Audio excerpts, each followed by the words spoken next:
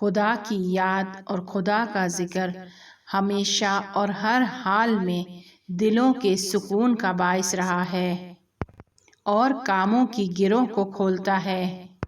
تاریخ اس بات کی شاہد ہے کہ وہ افراد جو مشکل اور مصیبت سے دوچار ہوئے تھے اور وہ خدائے بزرگ و متعال سے متوسل ہوئے اور انہوں نے خدا کو اپنی مدد کے لیے پکارا اور خداوند متعال نے ان کی مشکل کو بہترین طریقے سے حل کر دیا۔ آج خدا کے ایک ایسے اسم کا ذکر کریں گے کہ جو اسم اعظم سے بہت قریب ہے، کہ جو اہم ترین اسم اعظم ہے۔ یہ خدا کا وہ واحد نام ہے کہ جب اس نام سے خدا کو پکارا جاتا ہے تو خدا اپنے بندے سے مخاطب ہو کر کہتا ہے کہ اے میرے بندے، بول تیری کیا حاجت ہے۔ خدا کا بہت ہی طاقتور اور حیرت میں مبتلا کر دینے والا نام یا اللہ ہے۔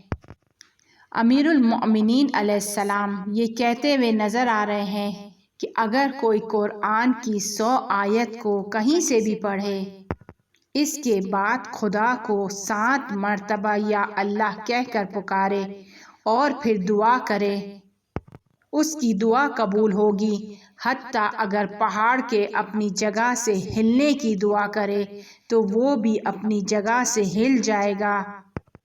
امام صادق علیہ السلام فرماتے ہیں، میرے بھائیوں میں سے ایک کے پاؤں میں درد تھا اور اس نے اپنی اس درد کی شکایت میرے والد سے کی تو میرے والد نے اس سے فرمایا، ظہر کی نماز کے بعد 10 مرتبہ کہو، یا اللہ ہو یا اللہ ہو یا اللہ، یا اللہ ہو یا اللہ ہو یا اللہ، کہ جو کوئی بھی اس ذکر کو پڑھتا ہے خداوند متعال فرماتا ہے، اے میرے بندے، بول تیری کیا حاجت ہے۔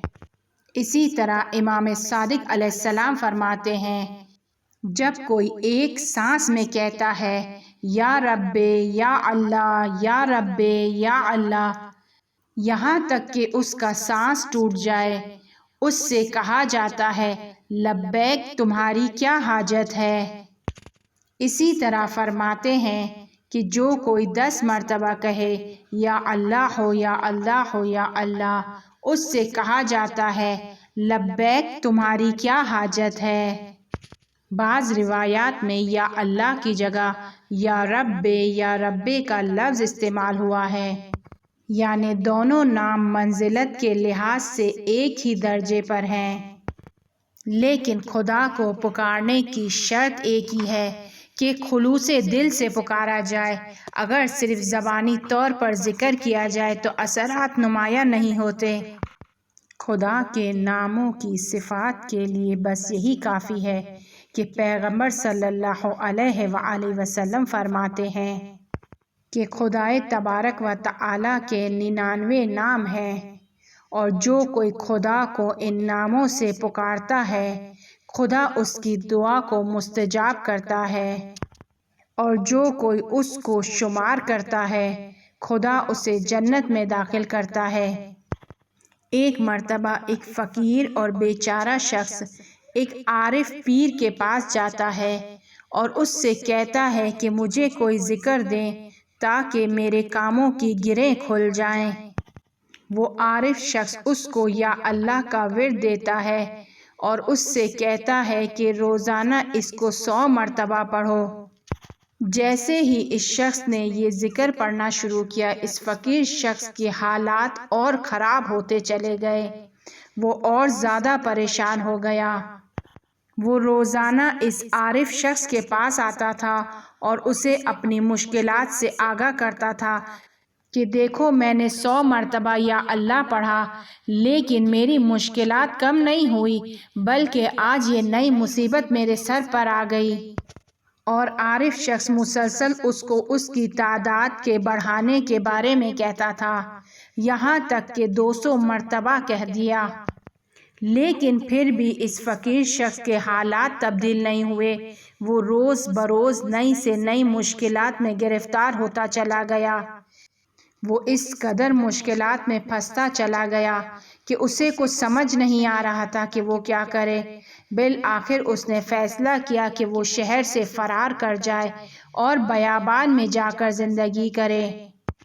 وہ پریشانیوں سے تنگ آ کر شہر سے نکل گیا اور بیابان کی جانب چلا گیا۔ بیابان میں اسے ایک کاروان سرا نظر آیا۔ اس نے اس کاروان سرا میں پناہ لی۔ اتفاق سے یہاں بھی ایک نئی مشکل اس کے انتظار میں تھی۔ اس کاروان سرا کا مالک چور تھا اور وہ راستے میں لوگوں کا سامان چوری کرتا تھا اور اس کے بعد اس سامان کو لا کر اس کاروان سرا میں چھپا دیا کرتا تھا۔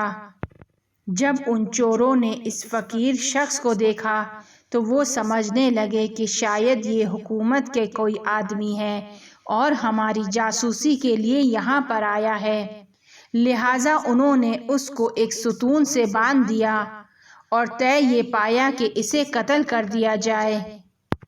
اب اس شخص کو کوئی راستہ دکھائی نہ دیا۔ اسے اپنی موت سامنے آتی نظر آئی۔ اس کے پاس کوئی رائے حل نہیں تھا۔ اسے عارف کی بات یاد آئی اور اس نے انتہائی ناچارگی، خوف کی حالت میں خدا کو پوری قوت اور طاقت کے ساتھ پکارا، یا اللہ جل جلالہ۔ اس کے اس طرح اونچی آواز میں یا اللہ کہنے سے اس کاروان سرا کے اطراف میں حکومت کے لوگ تھے کہ جو اس کی آواز سے متوجہ ہوتے ہیں کہ یہاں پر کوئی ہے، اور وہ پولیس ان تمام چوروں کو دستگیر کر لیتی ہے۔ یہ شخص موت سے نجات حاصل کر لیتا ہے۔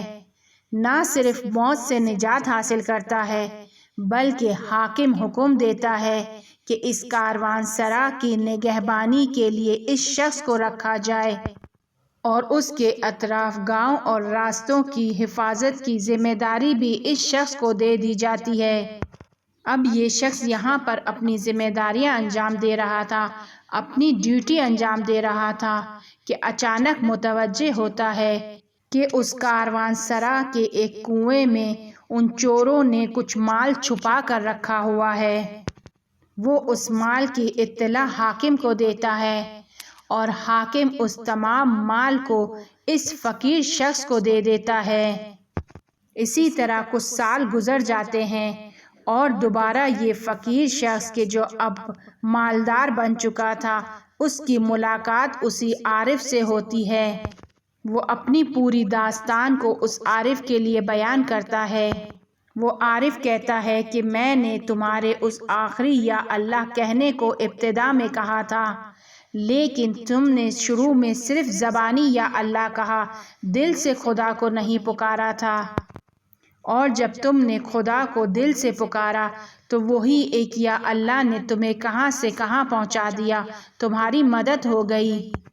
گوہر شب چراغ میں بیان کیا گیا ہے کہ مشکل کو دور کرنے کے لیے شب جمعہ رات کے آخری تہائی حصے میں سر کو برہنہ کریں اور قبلے کی جانب رخ کر کے خلوص نیت سے خدا کو 66 مرتبہ یا اللہ کہہ کے مخاطب کرے، بہت زیادہ عظیم اثرات رکھتا ہے۔